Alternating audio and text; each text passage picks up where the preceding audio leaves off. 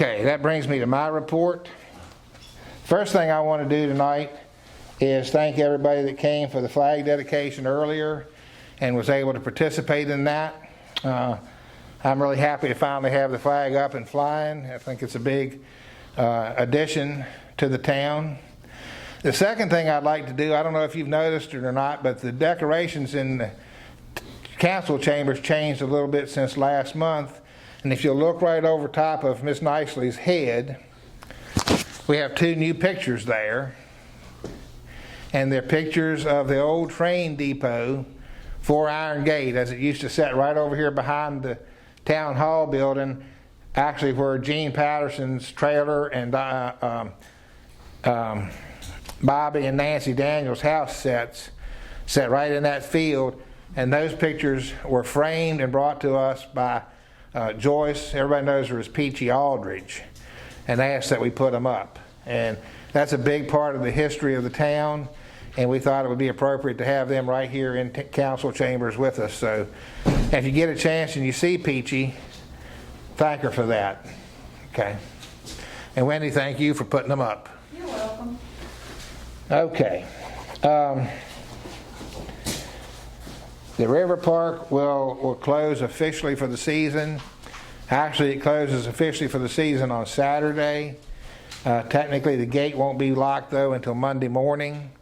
And we'll post appropriate notices that the river park will be closed for the season after that date. Just want to talk a little bit more about something we talked about in the corrections to the minutes, and that is the town crew and them performing their duties as an employee of the town. They should not have to be fearful of town residents. There's not a town crew member here that wouldn't do anything for anybody that they ask them to do. And for somebody to actually approach them on a riding lawnmower,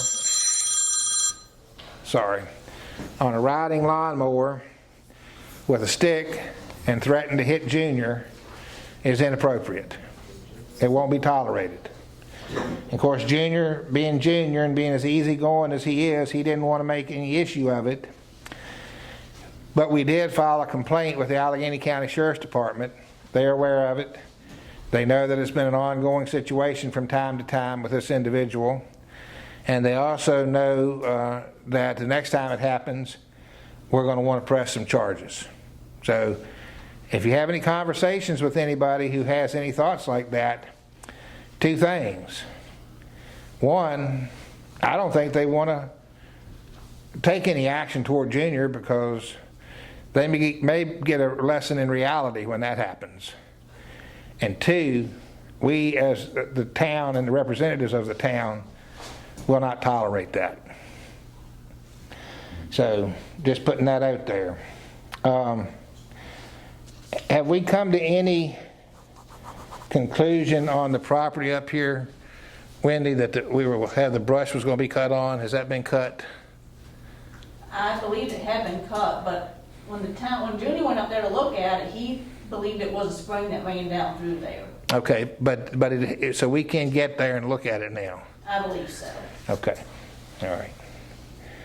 And that has to do with the comments made by Mr. Childs, I think 2 months ago, about his property. Mm-hmm. And we're just trying to ascertain where the water's coming from. So we'll go up and take a look at that and make sure it is spring water, not treated water, and everything like that. So some of you already know this. Some of you found it out tonight. Scott has tendered his resignation as the driver and equipment operator for the town.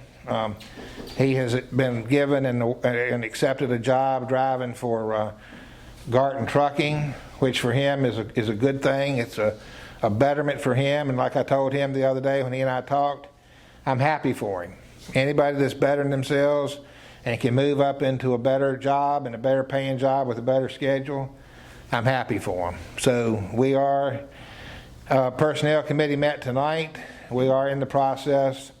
And Wendy, I'll work with you on this to get an ad in the paper and reach out to some individuals that we know that have a CDL license, and see if we can't come up with a replacement at least for a while until we can hire somebody permanently to cover him and his loss. So, but if you see Scott, wish him well.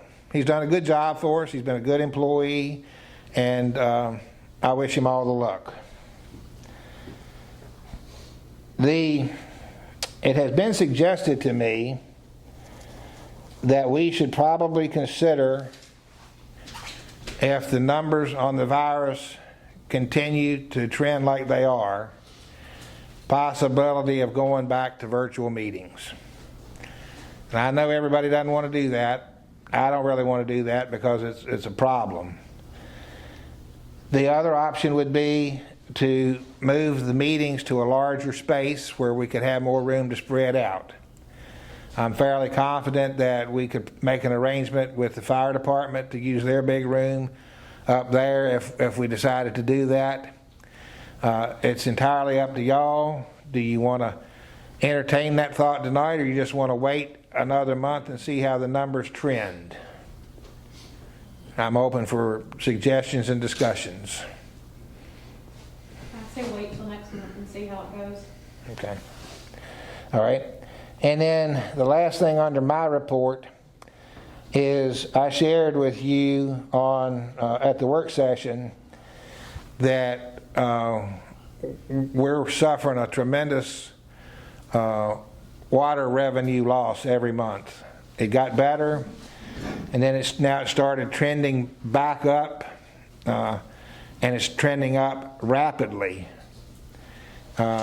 And it's trending up as rapidly as last month. It was 1 million gallons of lost water revenue for the town.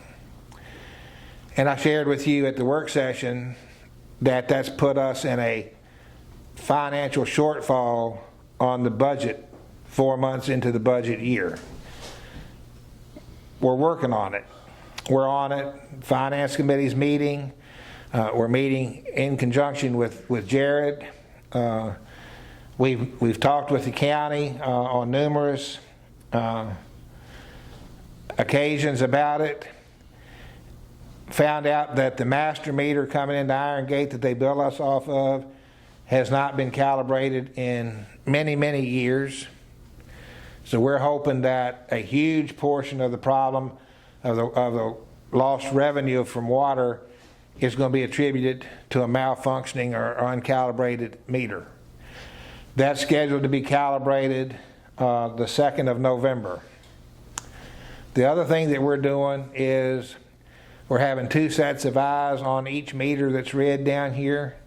So one person reading the meter and going to the next one, both people that are working together that day have to read the meter, make sure their numbers come out the same. And we've had representatives of Allegheny County down here all day yesterday checking for leaks. They listened to every line, every main line, starting at the master meter, up the mountain, down the mountain, across the river. They hear no water running. They hear no water running. The next step in the process is go meter to meter, each individual meter, and see if there's water sound running. Then after that, you isolate the areas in town where you hear water running and check for pressure losses to make sure or see what kind of leaks you have. Right now, the indication is that there are no major leaks in town. So one of 2 things is happening.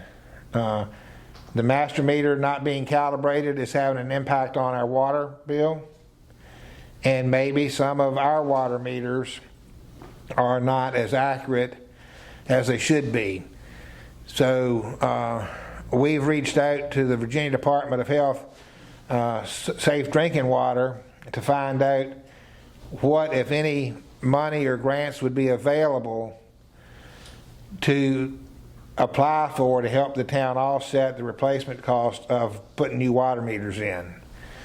We're going to have to shift direction here just a little bit, and we have to get this water shortfall fixed. If you look at our budgeted numbers for the sewer usage that we're on, we're right on the money for that. So our shortfall's coming in paying for water that we're not being reimbursed for. So we're working on it. I know it's an inconvenience for residents to have the water on and off and pressure up and pressure down, but sometimes that inconvenience is necessary to find out what the problem is and where we need to go from there. So that's kind of where we are with the water usage problem. I've addressed the shortfall thus far in the budget for you. It is completely attributable to the overage on the waters that we're paying for. So we're hoping we're going to have some good news to report to you by next month. Okay? Any questions, comments on that? Okay.